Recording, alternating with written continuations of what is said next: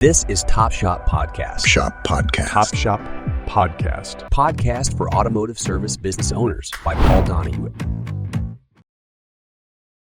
All right. Hey, Top Shop Podcast listeners. Jason Malo, all the way over there in Massachusetts. So Uxbridge. I've never heard of Uxbridge. So what's like what's the population of Uxbridge?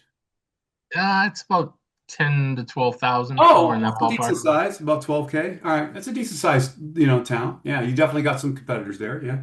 So, but 20 years in the industry, it's advanced automotive performance. So 2 decades. So you are what we call a 4%er. Do you know why we say that?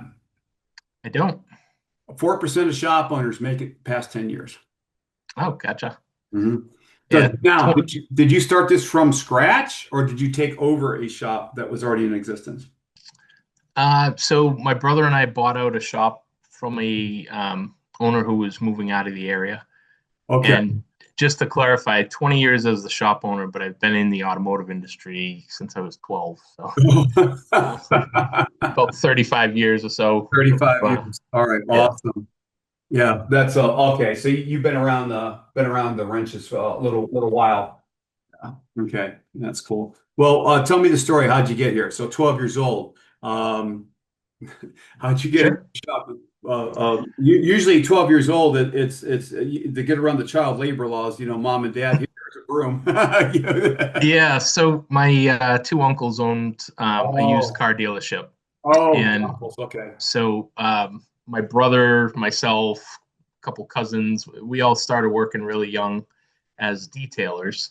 Okay. And we detailed cars through our teens. And at when we got to 18, 19, my brother went into the service side of the business, and I went into the front end of the dealership. So I ran the car rental business. I did car sales, car finance, and I exited the dealership. My position at that point was the director of marketing for the dealership. Oh. And I exited because my brother had decided he wanted to open his own place, and he had the technical skills, from the technician side, but he didn't know how to run a business. Oh. So he asked me to partner with him, and we ended up buying an existing shop that the owner was moving out of the area. And we started that in 2006, 20 years ago. And it was supposed to be a situation where I was going to help him for 5 years get the business off the ground. And, shortly after opening, the economy collapsed, and right. Yeah. plans didn't go according. Oh, yeah. Little like diversion there, right? Yeah. Okay. Yeah. So 20 years later, I'm still there running the business, and my brother and I have split. He's now got his own business doing custom off-road camper van builds. Oh, okay. And so we split at the end of 2019. So for the last 6 years, it's just been me running the shop. Okay, awesome. Yeah, that was my next question. So what motivated you to get in?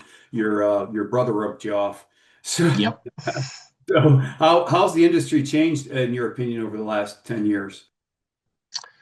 A lot of different things. I feel like the quality of cars being produced by the manufacturers has gone into the toilet.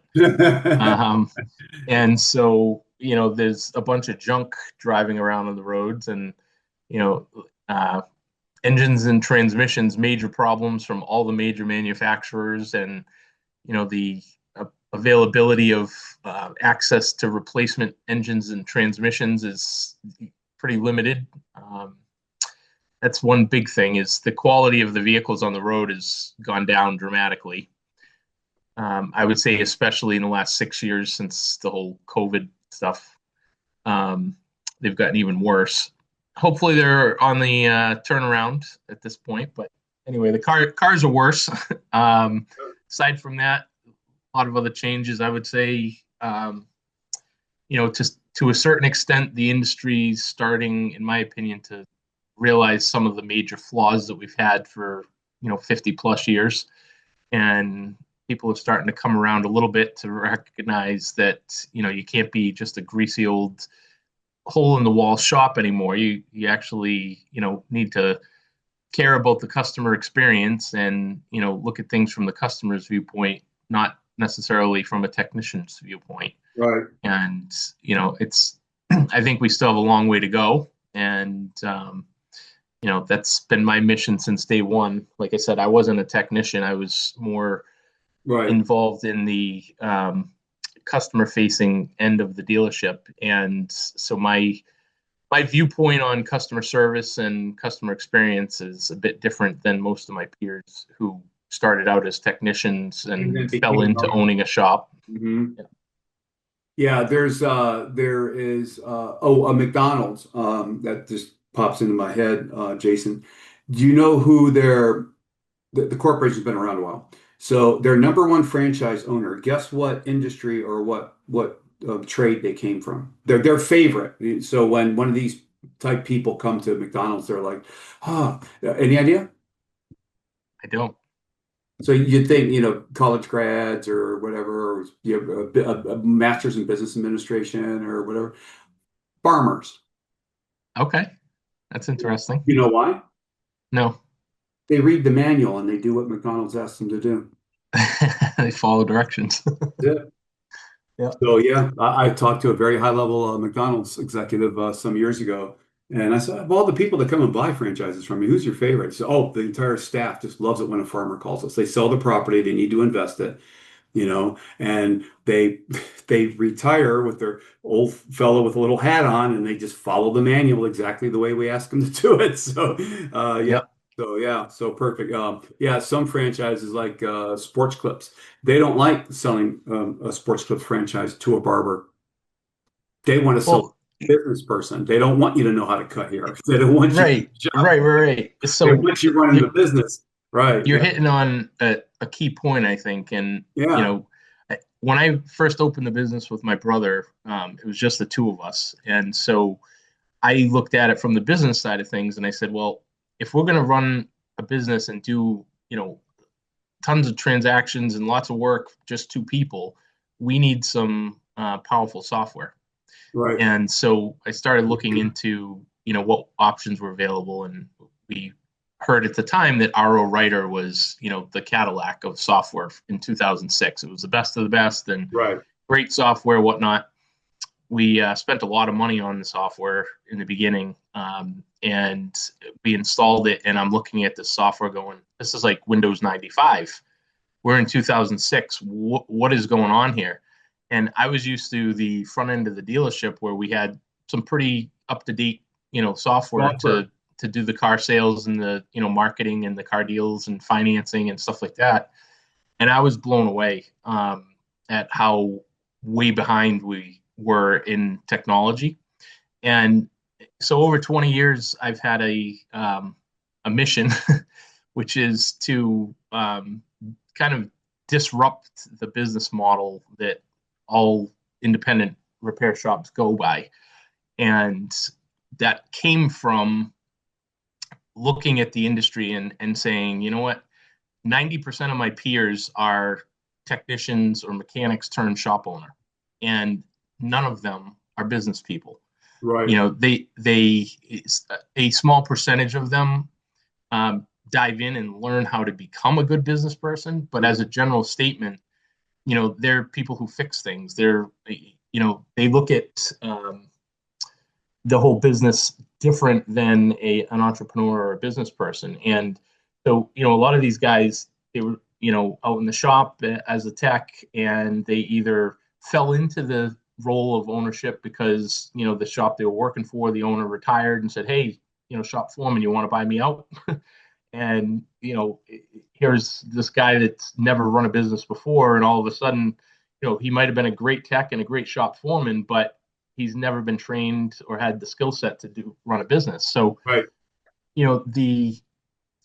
When I look at the industry and I see that 90% of my peers are that type of situation, it's like, well, it makes sense, I guess, that they're not looking at it from the customer side of the counter. And so that's been a frustration point for me for 20 years. And all of the tools that are built to run auto repair shops on the independent side anyway are geared towards that type of an owner and that type of process that they follow. And again, it's how do we fix the car? How do we service the car? It's based on what cars are in the shop today.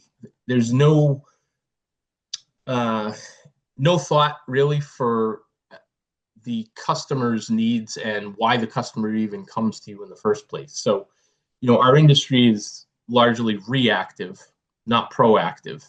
And it makes zero sense to me. We're working on machines that come with an owner's manual from the manufacturer that have a maintenance schedule. And, we have a built-in proactive business model, and everyone ignores it. And everyone just sits around, waits for the phone to ring and waits for, a customer to raise their hand and say, hey, I need an oil change, or hey, I've got a squeak or a rattle, or my brakes are grinding, or, whatever the scenario is. It's all reactive. We wait for the customer to call us and tell us, hey, this is what needs to be done. Whereas if we were a proactive industry, we should be helping our customers understand you own a machine. And if you want to keep it safe and reliable for as long as you want to own it and keep your costs as low as possible, then here's a plan to follow. Do your oil changes at these intervals, change all your other fluids at these intervals, change your filters at these intervals. And the better job you do it in the maintenance part of, car ownership, the fewer unnecessary and expensive breakdowns and repairs you're going to have. And, I don't see any shops out there doing that. And the tools we have available to us don't make it easy to do it, So I'm on a mission to fix that in my shop and then hopefully roll it out to other shops. And my biggest roadblock has been the technology. Okay. So. Yeah. Speaking of technology, where do you think we're going to be going in the next 10 or 20 years? I mean, this is just conjecture, but I love asking shop owners where they think we're going. I honestly Battery, think 10 battery. to 20 years is way too far to look at this Okay. point with the speed that everything's changing. Uh, I mean, 10 to 20 weeks maybe yeah. would be a better time frame. Right. But, AI is entering the technology market, or has been for, the last 5 years. It's been getting more and more prominent, and it's changing our whole world. And, during COVID, when a lot of people were working from home and things like that, that changed our industry overnight. If the people who we serve are driving cars and they no longer need to drive anywhere, they don't have a Right. need for our services. You know what I mean? Right. Yeah. So where it's going to go, I have no idea. I mean, there's AI, there's flying car companies now that are launching. There's, Yep. robo taxis, Yep. there's, self-driving cars. I don't even know if there's going to be private car ownership in 10 to 20 years. We may not even be driving on the road. We may be flying places. Yep. Who knows? So I mean, yeah, that, well, that I used to race those little, RC cars. yeah, RC cars, man. I mean, like for their scale, they're like doing 180 miles an hour, Yeah, and someone just blew that up into a Tesla, So yeah. now they took the little drone and now they just blew it up, put a human in it, and fly around. Pretty cool stuff is going on. I'm just kind of wondering where we're going to go as far as like I'm hoping for hydrogen if we can figure out how to transport it, and so because the infrastructure is all there, it's a gas. This is not liquid. But if we can figure out how to keep it from blowing mom up and the kids and the puppy would be great. We just can't figure out the trap, that. But what comes out of the exhaust is drinkable water. So, and we all have internal combustion engines, so that sounds like a good fit. Someone said, batteries.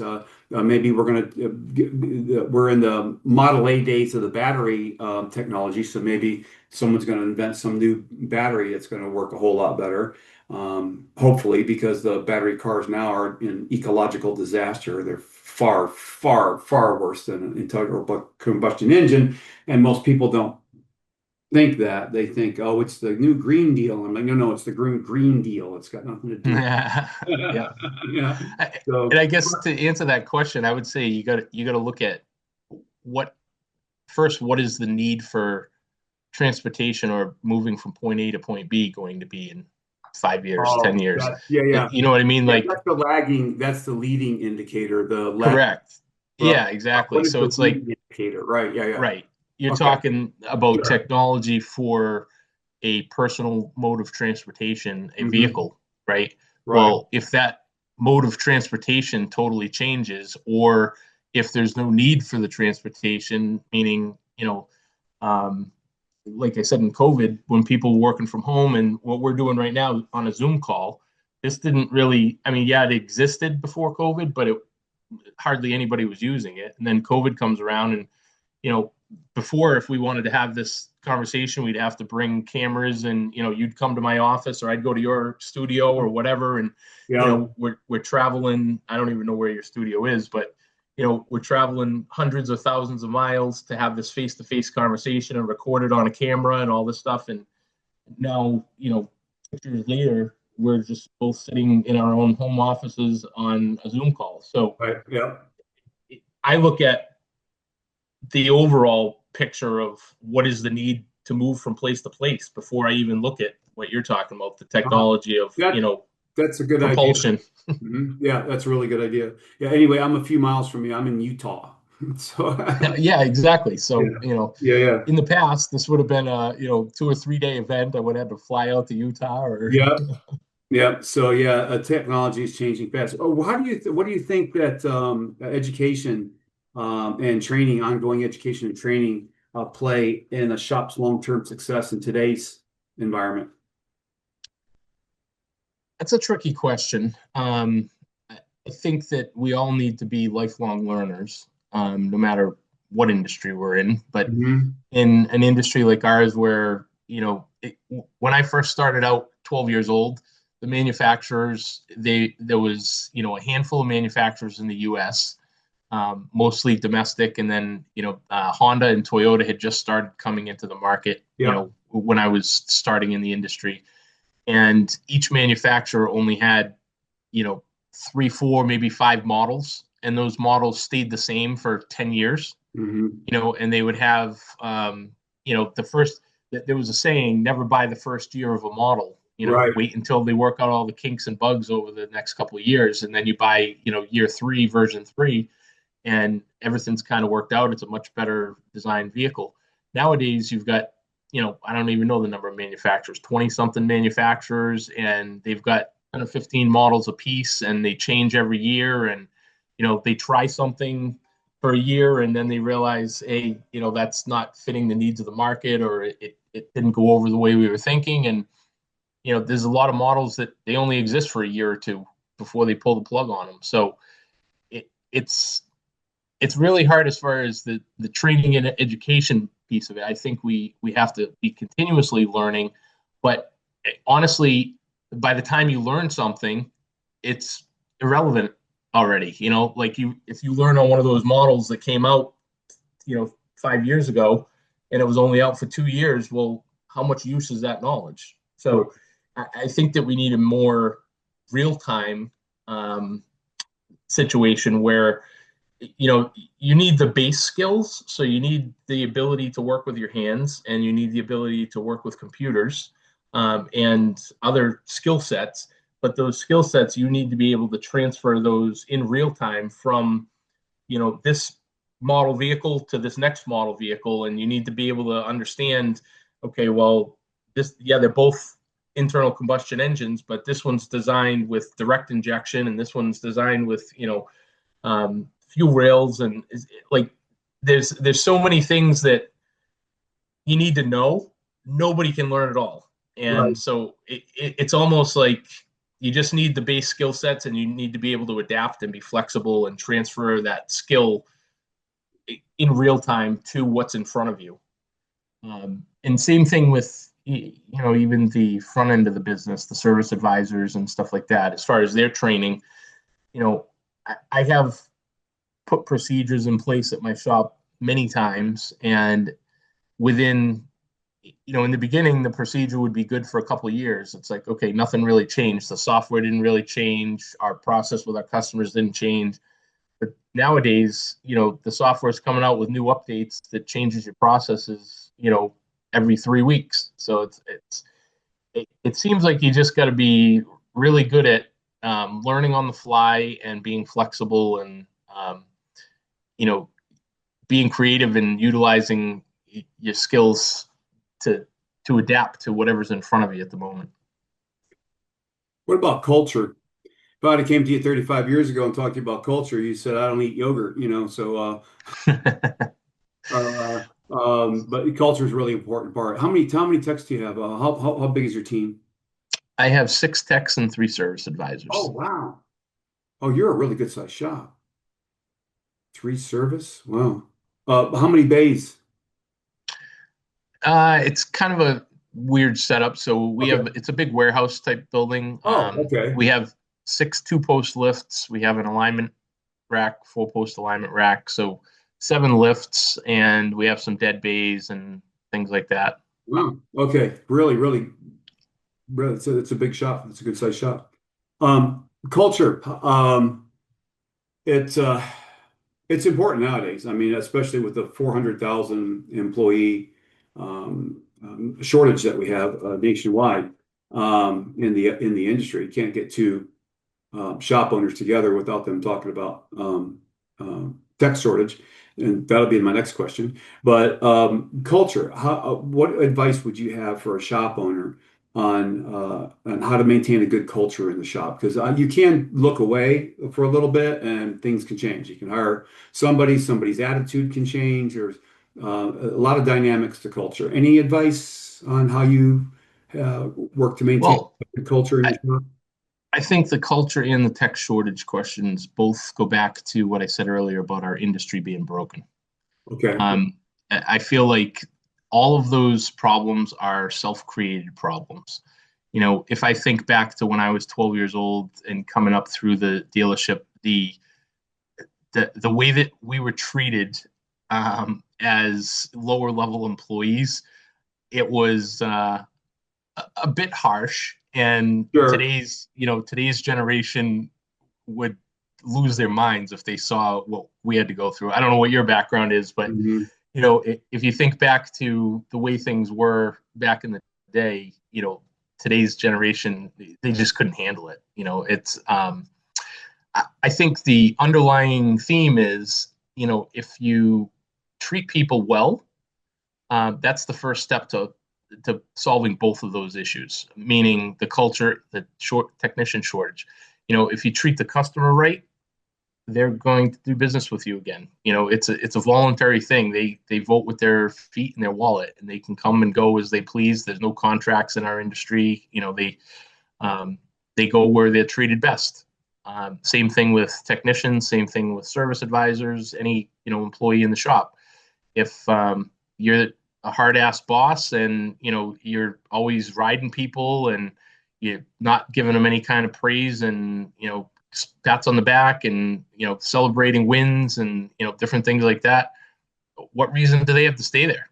Right. And especially again with technology just in our life, I mean, somebody can sit down with some AI over the weekend and they can create a business.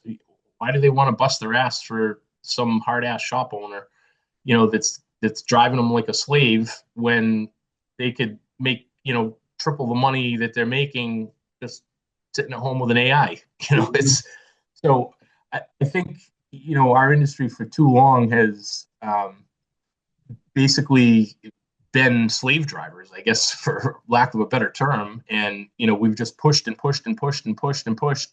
And, people get treated like numbers. And it's like, well, you're not making me happy today, or you're not making me happy this week, or you made a mistake or whatever. I'm just going to can you and get rid of you, and I'll replace you with somebody else. There's another person waiting for your job.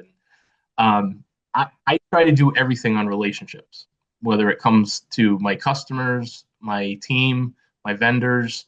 I think there's a lot to be said for relationships. And I think that if you do it right and you see both sides of the relationship and you have the hard conversations and you don't just walk away from things. So if there's a problem, whether it's with a team member or whether it's with a customer or whether it's with a vendor, if you're willing to have that hard conversation and just say, hey, look, um, we've had this relationship for X number of time, and we both agreed to these things, and one of our sides isn't matching up, and you know what, like it doesn't mean that it's the end of the road. Like, let's talk this through. Let's see if we can come to a way to make things work, and it's got to be a win-win two-way street. Sure. And when it's too much driven hard from the top down, that's going to why would somebody that's 18 years old nowadays want to come into our industry? Right. You know what I mean? Like, Yeah. what's attractive about it? It's like you come in, they see all these guys that they're busting up their knuckles, they're busting their joints, they're hunched over, they're all like their skin's all falling apart because of all the chemicals in our industry. I mean, there's a lot of harsh things in the industry, and if you're looking at quality of life as an 18-year-old, and you're like, yeah, that doesn't look like a great career path. It's like, they're on flat rate. So they work, they show up at a business to do work, 40, 50 hours, and there's only 25 hours worth of work. Well, they only get paid for the 25 hours that they're there, or they got to really hustle when it's busy. And, maybe they'll hit 40, 50, 60 hours and they'll make a little bit of a decent, commission or decent flat rate paycheck, but it's not attractive. Just the whole business model that we've set up, the incentives are perverted. Like they're not aligned with, in my opinion, what they should be. So everything, in my opinion, should be aligned with the customer experience. And if the service advisors and the technicians are all being paid on things that enhance the customer experience versus being like a manufacturing production facility, I think things would change. If you could get people paid on things that aren't tied to dollars or hours, and Right. they're tied to the overall experience, I think the culture, the technician shortage, all of those things just naturally go away. Okay. All right. Awesome. Great answer. Don't know any shop's going to stick around for 20 years without good sound financial practices. What sort of advice you got for how you have maintained your shop's finances that could be beneficial to another owner? Um, I'll have to say that I'm not as good at that as I should be, but Okay. I would say one big thing is, you need to set goals and you need to communicate those goals to your team. A challenge I've had from the financial perspective is, like I was mentioning to you earlier, trying to operate a business in an industry that I feel is broken, creates a lot of different challenges for me. I'm going to always, in baseball, the saying, the tie goes to the runner. Yeah. I look at that, with my customers, my vendors, my teammates, and I just think, if something is a gray area or is, going to cause a frustration with a customer, I'm going to err on the side of, siding with them on the financial aspect of things. So, Mhm. I obviously, I need to make enough money to stay in business and keep my team employed and things like that. But my primary focus has never been on purely financial. Yes, it's a piece of the equation, but I've always felt that if you do the right thing by taking care of your customers and taking care of your team, the finances will follow. And so far it's worked. um, and I guess going back to what we were just talking about, if you look at business through a first principles lens, and you say, okay, what are we trying to accomplish here in the first place? Why do we even exist? And what is the need of our market? What are our customers trying to achieve? Yeah. Core focus. And Yeah. you do that, and you realize pretty quickly that it doesn't match up at all with the traditional independent auto repair business model. you know. And so I think as an industry, if we could just put ourselves on the other side of the counter, put ourselves in the shoes of our customers, and put ourselves in the shoes of our teammates, I think that we would operate a whole lot differently. And I think that, the experience that the customer has would be dramatically different. The financials would be dramatically different. And I'll give you a uh, quick example, or try to paint a picture for you. If have you, I'm assuming you've run a shop. No. You haven't. Okay. All right. So if you've ever been in a shop when this is happening, maybe you can relate. And if not, I'll try to paint the best picture I can. So you own a car, I'm assuming. Yeah. Yep. A couple of them. Okay. So you've experienced things at least from the customer side of the counter, Of maybe course. not from running the Sure. shop. Yeah. I know not to go to the dealer. Well, if you go into a repair shop, typically the way this works is, you pick up the phone, you call the shop, and you say, "Hey, I'm calling to see if I can schedule an appointment for an oil change and a tire rotation." Most customers know they need to change the oil in their cars, and that's about the extent of what they know about maintenance, right? So they come in their head, they're expecting $100 to $150. I'm going to be in the waiting room half an hour, 45 minutes, something like that, or whatever. They walk in, swap keys.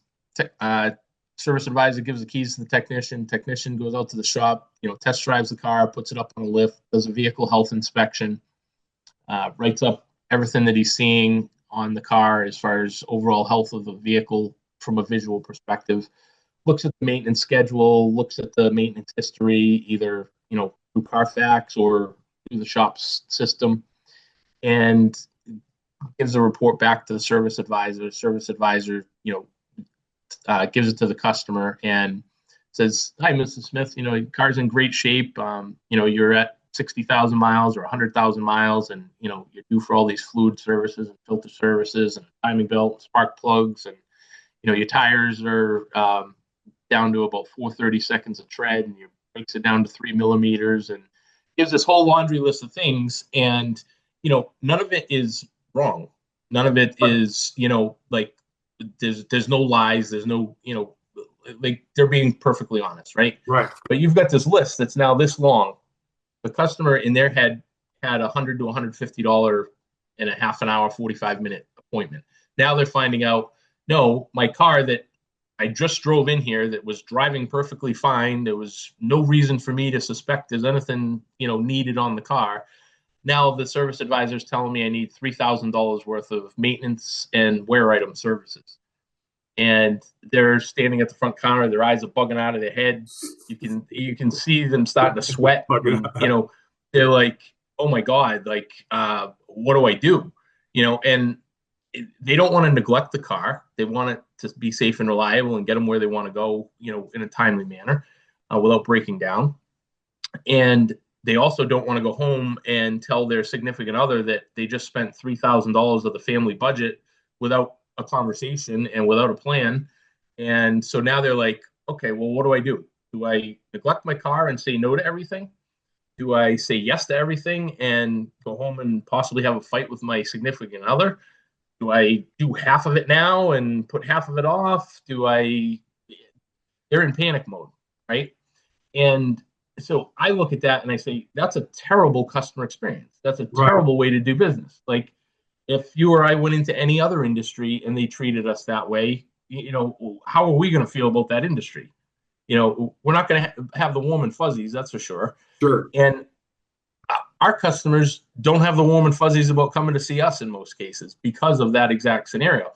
But that's the way the business model is built. So I look at that, and like I was saying earlier, the car, it's a machine. It's got an owner's manual. It's got a maintenance schedule in it.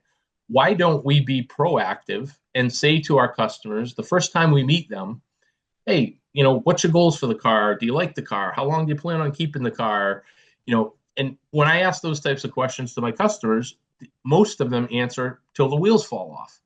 They basically want to keep that car as long as they possibly can, keep it safe and reliable, because they understand that, it's a whole lot more cost effective to put a few $1,000s a year maybe into a car that you know, like, and trust, and it's in good shape, versus, you know, fixing a $2,000 problem by spending $80,000 on a new car. Doesn't make any sense. And if you look at the costs of car ownership over the driving lifespan of, you know, let's say 50 years, you start at 20, end at 70, you know, somewhere in that ballpark, right? Well, if you're buying a new car every 5 years, that's 10 cars you need in your lifetime. If Right. you can keep that car 10 years instead of 5 years, you're only buying 5 cars. So now, instead of spending, you know, 60, 70, 80 grand per car times 10, spending $500,000, $750,000 on cars, you're now buying 5 cars and keeping them well maintained. Now your cost is 300,000 or 400,000 instead of 600,000 or 800,000. Big difference when it comes to retirement age, you know? So the customers want to take care of their cars, but we as an industry don't give them a way to easily plan that.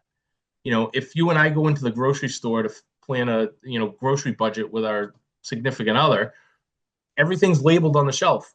You know, it's $2 for this, it's $5 for this, it's $7 for this. Our customers can't do that.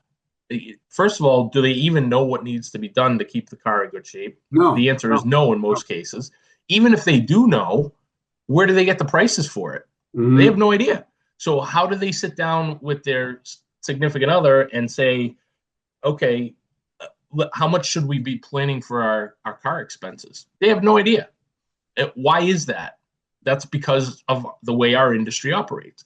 So my business model that I've been working on and slowly implementing is something I call a maintenance membership plan. And basically what I do is I need the vehicle information, so either the plate number or the VIN number, which will break down year, make, model, engine, trim code, all the information I need to look up the correct parts and the correct labor for the services and to see the correct maintenance schedule. Then I need to know how many miles are currently on the car and how many miles does the customer drive, right? With those three pieces of information, I can predict out into the future what services they're going to need, when they're going to need them, how much they're going to cost.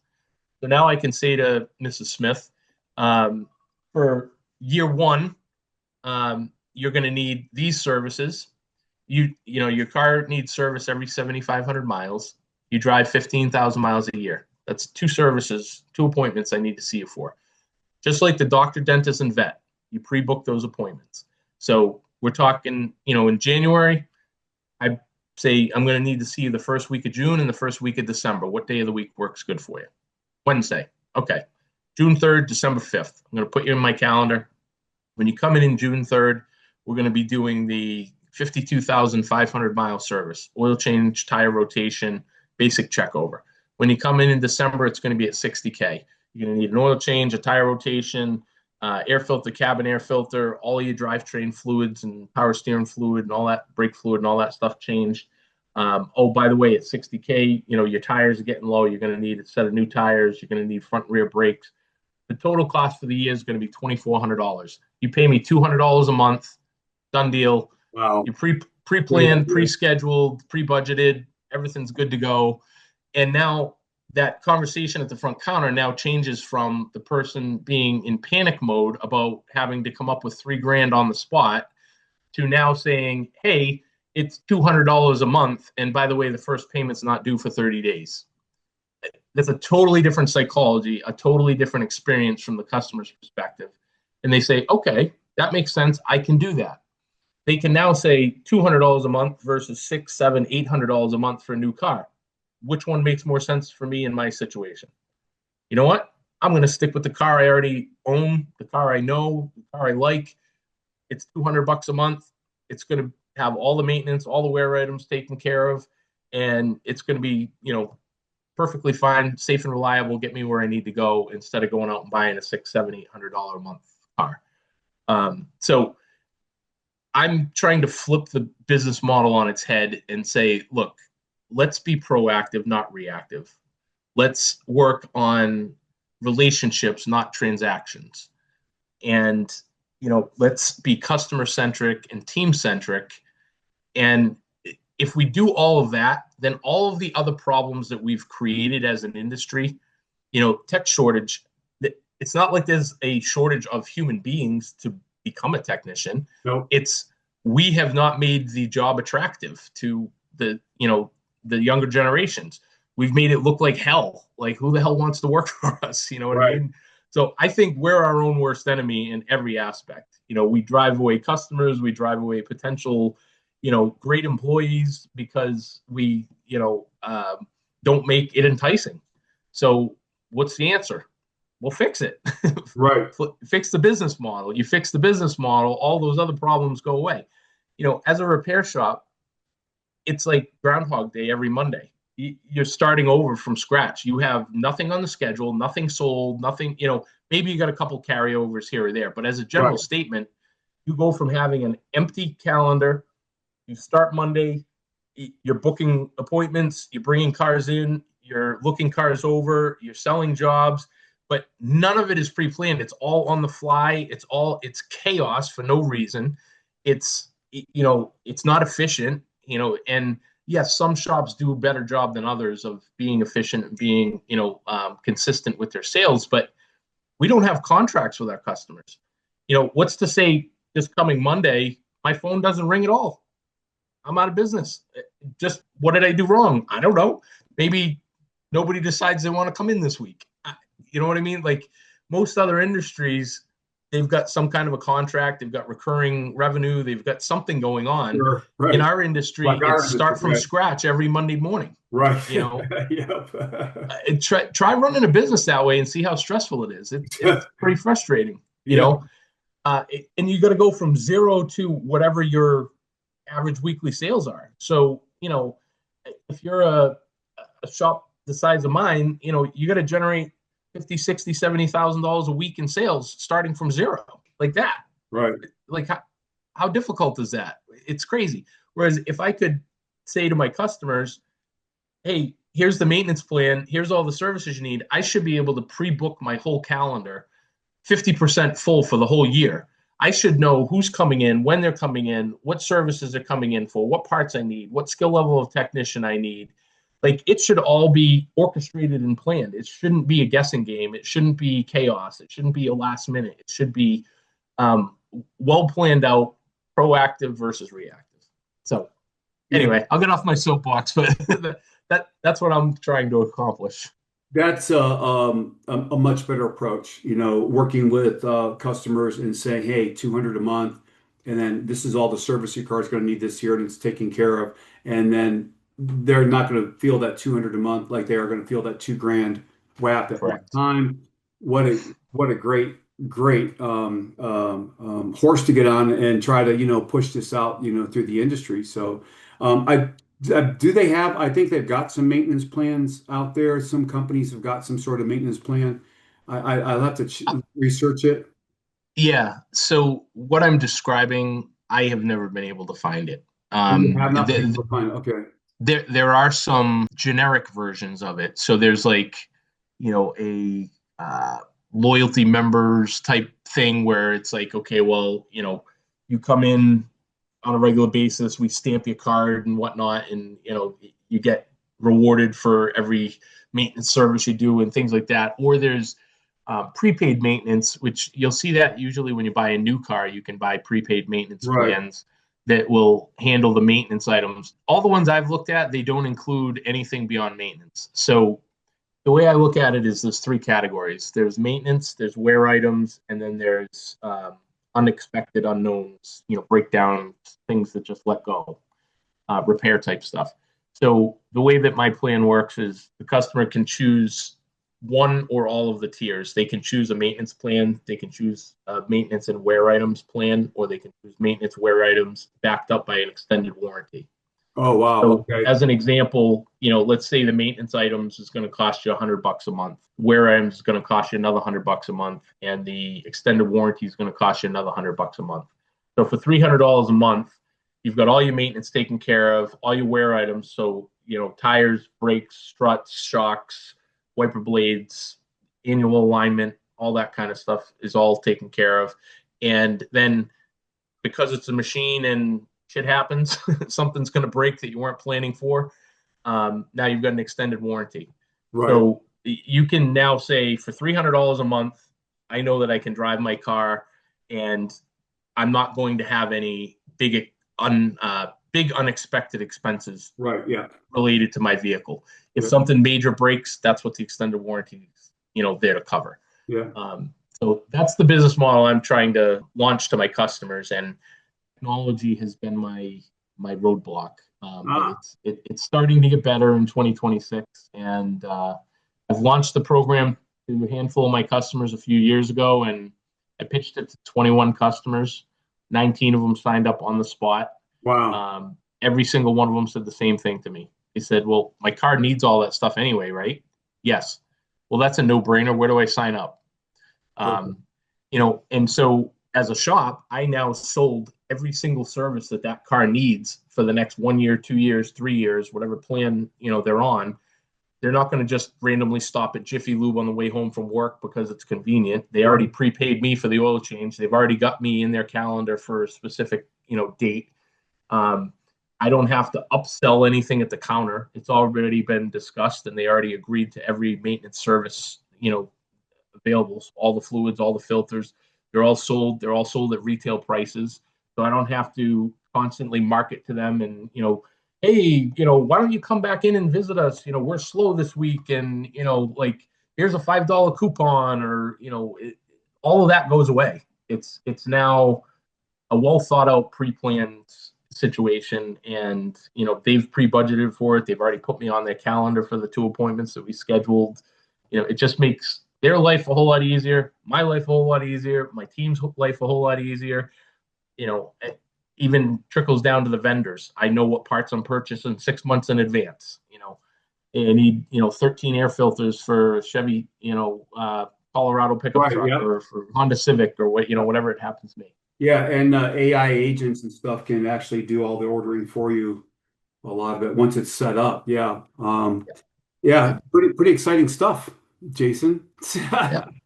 Really Great. is. So, hey, I really want to thank you for your time today.